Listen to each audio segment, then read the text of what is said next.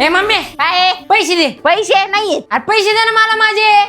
कसले तुझे पैसे? कसले पैसे? लहानपणापासून जेवढे नातेवाईक आले का त्यांनी मला पैसे दिले होते ते सगळे पैसे तू घेतले ते मला देऊन टाक. पैसे पाहिजे तुला? हा दिले.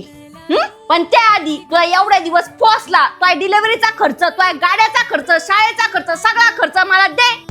मग तुला तू सगळे पैसे दिले. सरळ सरळ सांग ना तुला पैसे द्यायचे नाही म्हणून. हा नाही द्यायचे, जा. मी खरंच जाईन. अरे जा ना.